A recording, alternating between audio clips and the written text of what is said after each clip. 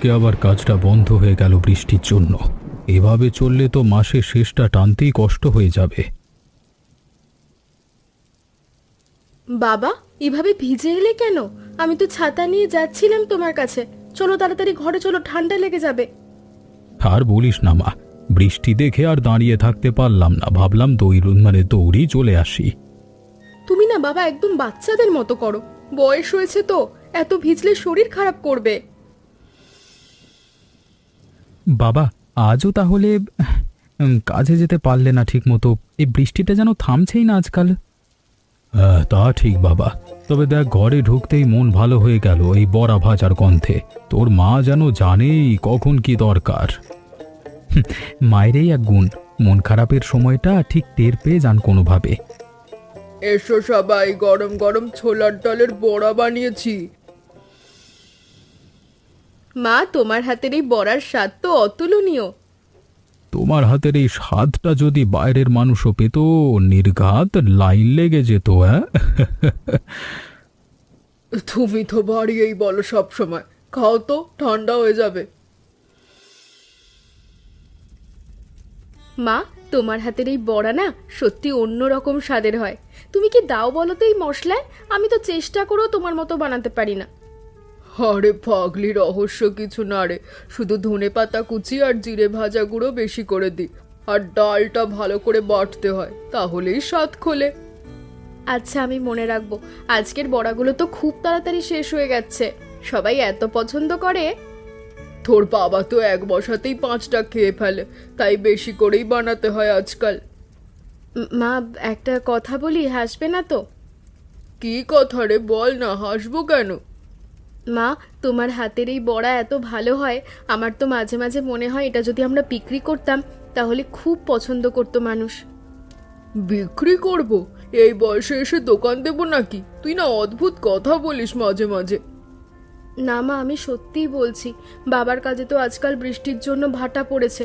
যদি আমরা সবাই মিলেই বড়াটা বিক্রি করি তাহলে সংসারে একটু বাড়তি আয়ও হবে। তুই তো ভালোই বুদ্ধি দিলি রে মা। ভাবতে হবে তো একটু, এত সহজ ব্যাপার তো নয়। ভাবো মা, আমি জানি তুমি রাজি হলে সবাই রাজি হয়ে যাবে। আর এই বৃষ্টির দিনে গরম বড়া তো সবাই খেতেই চাইবে। কিন্তু তোর বাবা কি বলবেন কে জানে। উনি তো একটু ভয়ই থাকেন নতুন কিছুতে। তুমি একবার রাজি হও মা, বাবাকে বোঝানোর ভার আমার আর দাদার ওপর ছেড়ে দাও। বাবা, এই বৃষ্টিটা আর কতদিন চলবে বলো তো? তোমার কাজেও তো এভাবে ভাটা পড়েছে রোজ রোজ। কি আর বলবো বাবা, বর্ষাকাল তো এমনই হয় প্রতি বছর। মজুরির কাজ তো বন্ধ থাকে এ সময়টায়, হাতে টাকাও তেমন থাকে না। মাসের খরচটা তাহলে চলবে কিভাবে বাবা? তোমার এই একা আয়ের উপরই তো সব নির্ভর করে এখনো। তাই তো ভাবছি রে, তবে ওপরওয়ালা একটা না একটা পথ ঠিকই দেখাবেন, চিন্তা করিস না অতটা। বাবা, আমারও তো একটা বয়স হয়ে গেল। তোমার এই বয়সেও তোমাকে এত পরিশ্রম করতে হচ্ছে দেখে খুব খারাপ লাগে আমার। আরে না না, তুই তো নিজের কাজ করছিসই বাবা, চিন্তা করিস না। সবাই মিলেই তো সংসারটা চালাচ্ছি আমরা। না বাবা, আমার মনে হয় আমারও কিছু একটা করা উচিত এবার। নিজের একটা স্থায়ী কাজ বা ব্যবসা, যাতে তোমাকে আর এভাবে বৃষ্টিতে ভিজে কাজে যেতে না হয়। তুই বল, কি করতে চাস? তোর মাথায় কিছু আছে নাকি? সেটাই তো ঠিক বুঝতে পারছি না বাবা। কিছু একটা করতে চাই, কিন্তু কি করব সেটাই এখনো মাথায় আসছে না ঠিক মতো। চিন্তা করিস না বাবা, সময় হলে ঠিক একটা রাস্তা খুলে যাবে। মাঝে মাঝে সবচেয়ে সহজ উত্তরটাই আমাদের চোখের সামনে থাকে, শুধু দেখতে পাই না। কথাটা মনে রাখলাম বাবা, উত্তরটা হয়তো সত্যিই খুব কাছেই আছে। কাজল, সেদিন সকালে তুই যেভাবে বাবাকে ছাতা নিয়ে দৌড়ে গেলি, দেখে তো আমার হাসিই পাচ্ছিল। কি করব বলো বৌদি, বাবা তো একদম বাচ্চাদের মতো বৃষ্টি দেখলেই ভিজে ভিজে বাড়ি ফিরে আসে। তা যা বলেছিস। আচ্ছা শোন, আজকের বড়াগুলো সত্যিই দারুণ ছিল। আমি তো 3টে খেয়ে ফেলেছি। তোমার শাশুড়ির হাতে রান্নাটাই এমন, খেতে বসলে থামা যায় না। বৌদি, তোমাকে একটা কথা বলি। সকালে মাকেও বলেছিলাম একটা কথা, কিন্তু ঠিক জানি না আইডিয়াটা ভালো কিনা। কি কথা রে, বল না শুনি। আমি মাকে বলেছিলাম আমাদের এই বড়াটা যদি বিক্রি করি তাহলে কেমন হয়? সংসারেও তো একটু সাহায্য হতো এতে। আরে এ তো দারুণ আইডিয়া রে কাজল। আমিও তো এরকম কখনো ভাবিনি, কিন্তু সত্যি মায়ের হাতের এই বড়া বিক্রি হলে মানুষ লুফে নেবে। তাই না বৌদি? কিন্তু মা তো একটু ইতস্তত করছিলেন, ভাবছিলেন এই বয়সে দোকান দেওয়া ঠিক হবে কিনা।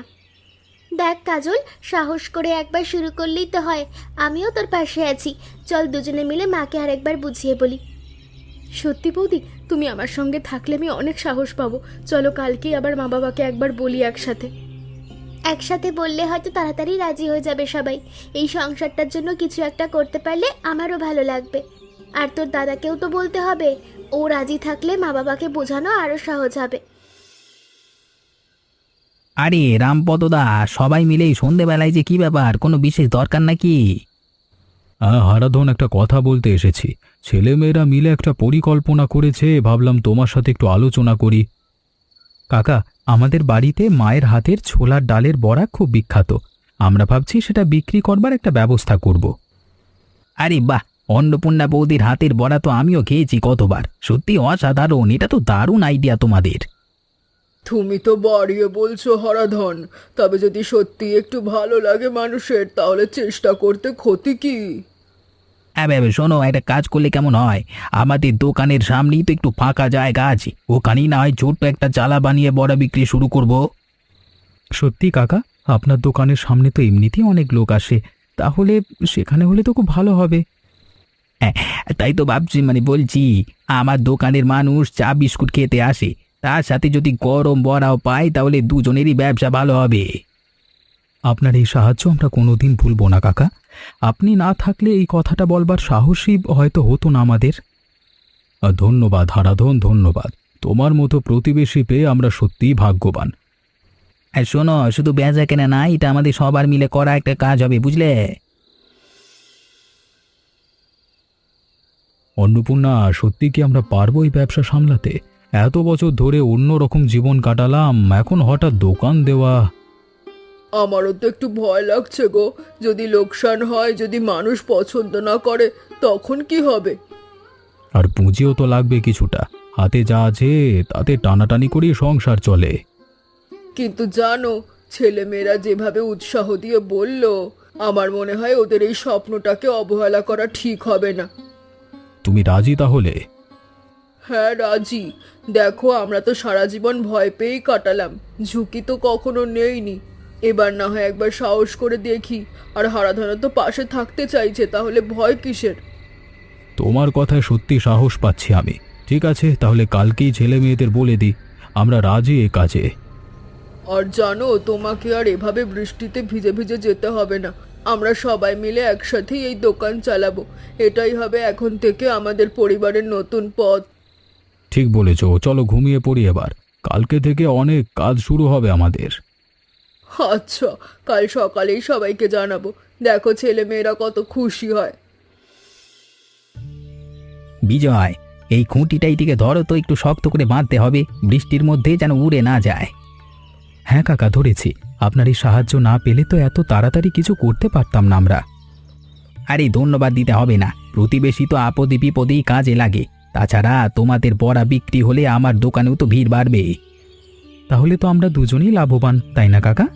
কাকা, রোজ কতটা ছোলার ডাল লাগবে আপনার মনে হয়? প্রথম দিকে তো ঠিক বুঝতে পারছি না। আর প্রথমে অল্প করে শুরু করো, দেখো কেমন সাড়া পাও। আমার পরিচিত এক পাইকারি বিক্রেতা আছে, তার কাছ থেকে কম দামে ভালো ডাল পাওয়া যাবে। সত্যি কাকা, তাহলে তো খরচটাও কিছুটা কমে যাবে আমাদের। কাকা, আপনি না থাকলে এই স্বপ্নটা শুরু করাই কঠিন হতো আমাদের জন্য। এই ঋণ কোনো দিন শোধ হবার নয়। আরে ঋণ কিসের বাবা, আরে তোমরা ভালো থাকলেই তো আমার আনন্দ। চলো এবার একটা সাইনবোর্ডও বানিয়ে ফেলি, নাম কি দেবে ভেবেছো? ছোলার ডালের বড়া, এই নামটাই সবচেয়ে মানানসই হচ্ছে আমার কাছে। বাহ, চমৎকার নাম হয়েছে। চলো তাহলে আজই রং দিয়ে লিখে ফেলি সাইনবোর্ডটা। আর নিচে ছোট্ট করে লেখা দিই মায়ের হাতের স্বাদ, কেমন হবে? হ্যাঁ দারুণ, এটাই তো আসল কথা। মানুষ তো ঘরোয়া স্বাদের জন্যই আসবে। কাজল, এত বড় গামলার ডাল বাটতে গিয়ে তো হাতে ব্যথা হয়ে গেল আমার। আগে তো শুধু ঘরের জন্য অল্প বাটতাম। তাই তো বৌদি, এবার তো ব্যবসার জন্য অনেক বেশি লাগবে। তবে দেখো, কাল থেকে হয়তো আরো বেশি বাড়তে হবে আমাদের, বিক্রি তো বাড়বে। সত্যি তাই হোক, মায়ের হাতের এই স্বাদ সবাই পছন্দ করবে বলেই আমার মনে হয়। তুমি বরং শিল পাটার বদলে মিক্সিতে বাটার কথা ভাবো বৌদি, হাতটা বাঁচবে। ঠিকই বলেছিস, আগে ব্যবসা দাঁড়াক, তারপর মিক্সিটা কিনবো। বৌদি দেখো তো মিশ্রণটা যেন বেশি পাতলা হয়ে গেছে, এভাবে ভাজলে তো বড়া ভেঙে যাবে তেলে। সত্যি তো, মনে হয় জল একটু বেশি দিয়ে ফেলেছি বাটার সময়। এখন কি করি বলতো? সব ডালি তো নষ্ট হয়ে যাবে যদি ঠিক না করি।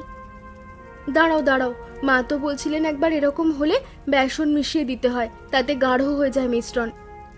হ্যাঁ ঠিক বলেছিস, চল তাড়াতাড়ি একটু বেসন নিয়ে আসি, নষ্ট হওয়ার আগেই ঠিক করে ফেলি। এই তো এবার ঠিক আছে মনে হচ্ছে, বড়ার আকৃতিও ভালো হবে এবার। যাক বাবা, বাঁচা গেল। প্রথম দিনে যদি সব নষ্ট হয়ে যেত তাহলে খুব খারাপ লাগতো। দেখলে বৌদি, একসাথে কাজ করলে সমস্যাও কত সহজে সমাধান হয়ে যায়। চলো এবার বাকি ডালটাও বেটে ফেলি তাড়াতাড়ি। আর কাল থেকে জল দেওয়ার সময় তুই আমাকে মনে করিয়ে দিস, নইলে আবার একই ভুল হবে। আজ আমার প্রথম দিন, জানো কেমন যেন নার্ভাস লাগছে যদি কেউ না আসে। আরে চিন্তা করো না, তোমার হাতের বড়ার স্বাদ পুরো গ্রাম জানে। আজকে শুধু সবাইকে সেটা আবার মনে করিয়ে দেওয়ার পালা। দেখা যাক, উপরওয়ালার ওপর ভরসা রাখি, বাকি তো তার হাতেই। এই যে নতুন দোকান নাকি? এই গন্ধ তো লোভ ধরিয়ে দিল আমার। আসুন আসুন আসুন, আজকে থেকে শুরু করলাম গরম গরম ছোলার ডালের বড়া। বসুন, এক্ষুনি দিচ্ছি প্লেট সাজিয়ে। তাহলে এক প্লেট দাও তো দেখি, কেমন স্বাদ তোমাদের হাতের। বাহ, এমন বড়া তো অনেক দিন খাইনি। একদম মচমচে, বাইরে ভেতরটা নরম মোলায়েম। এই এই স্বাদ আমি ভুলবো না, হ্যাঁ একদম ভুলবো না। আমি আমি আমি আমি প্রতিদিন বলে দিলাম এখানে এসে রোজ খাবো। হ্যাঁ, দেখলে তো রামপদদা, বলেছিলাম না এ বড়া মানুষ ঠিকই ভালোবাসবে। আজকের দিনটা সত্যি ভালো শুরু হলো আমাদের সবার জন্য। কিরে বিজয়, মুখ ভার করি কেন? বিক্রি কেমন হচ্ছে আজকাল? কাকা, প্রথম দিন তো এত ভালো গেল, কিন্তু এই 3-4 দিন ধরে বিক্রি কেমন যেন কমে যাচ্ছে। মন খারাপ লাগছে খুব। আরে চিন্তা করো না, এমন তো হয় মাঝে মধ্যে নতুন ব্যবসায় মানুষ একটু সময় নেয় অভ্যেস করতে, জায়গাটা চিনতে। কিন্তু কাকা, যদি এভাবেই চলতে থাকে তাহলে তো লাভের বদলে লোকসান হয়ে যাবে আমাদের। শোনো, একটা বুদ্ধি দিই। শুধু বড়া বিক্রি না করে তার সাথে যদি এক কাপ চার একটু মুড়ি জুড়ে দাও, তাহলে মানুষ আরো বেশি আকৃষ্ট হবে। তাই নাকি কাকা? কিভাবে করব সেটা? আরে আমার দোকানে চা তো এমনিতেই বিখ্যাত। তুমি বড়ার সাথে আমার চায়ের একটা কম্বো বানাও। বড়া, চা, মুড়ি একসাথে একটু কম দামে দিলে দেখবে মানুষ ঠিকই আকৃষ্ট হবে। দারুণ বুদ্ধি তো কাকা। আর দুজনের ব্যবসায়ী তাহলে একসাথে বাড়বে, তাই না?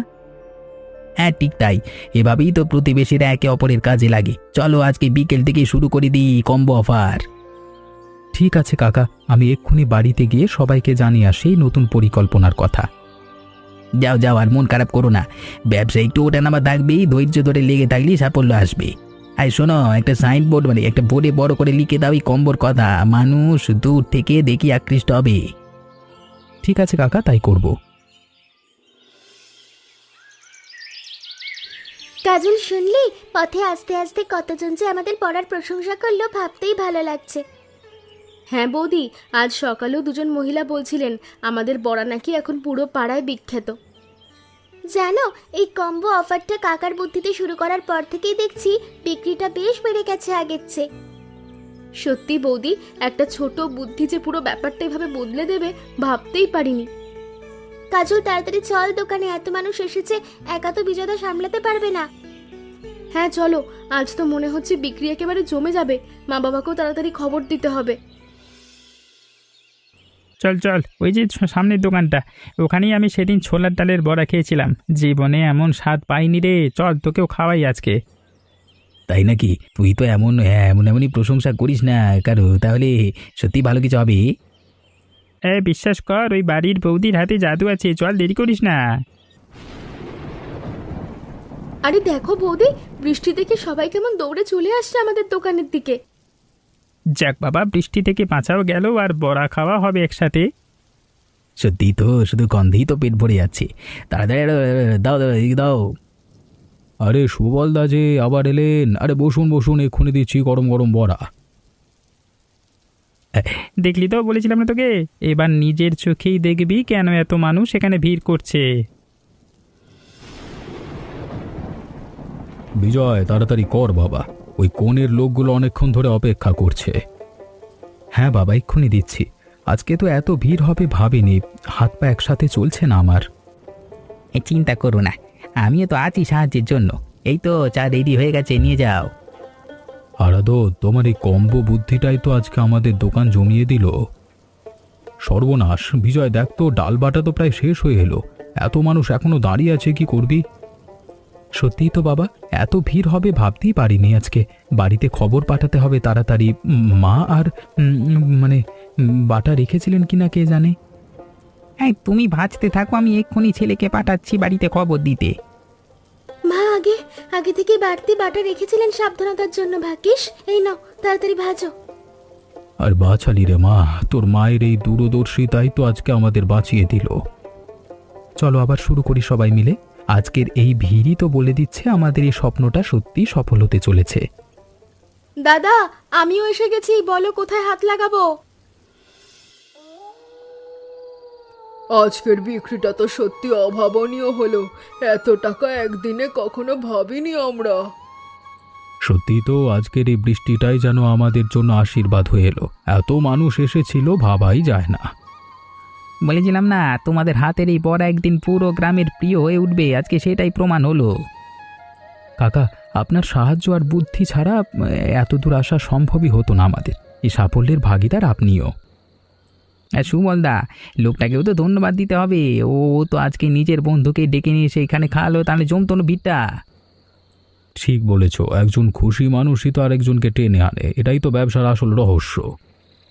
মা, মনে আছে সেদিন আমি প্রথম কথাটা বলেছিলাম তোমাকে? আজ ভাবলে কি যে ভালো লাগছে। মনে থাকবে না রে মা, তোর সেই ছোট্ট একটা কথাই তো আমাদের পুরো পরিবারের জীবনটাই বদলে দিল। আর এখন তো বাবাকে আর বৃষ্টিতে ভিজে দূরে কাজেও যেতে হয় না। আমরা সবাই মিলে এখানেই একসাথে কাজ করি আর একসাথে থাকি। সত্যি এই বৃষ্টির দিনটাই আমাদের জীবনের মোড় ঘুরিয়ে দিল। ভাবতেই ভালো লাগছে। দুশ্চিন্তা থেকে শুরু হয়ে আজকে এত সুখের একটা সন্ধ্যা দেখছি। আর জানো বাবা, আমার মনে হয় আগামী দিনে আমরা দোকানটাও আরো বড় করব, আরো নতুন কিছু যোগ করব। আরে আমিও তো আছি তোমাদের পাশে, যেমন ছিলাম এতদিন। আর সুবলদার মতো আরও অনেক নতুন কাস্টমার আসবে দেখো। আমাদের এই ছোট্ট দোকানটা একদিন পুরো এলাকার সবচেয়ে বড় দোকান হয়ে উঠবে।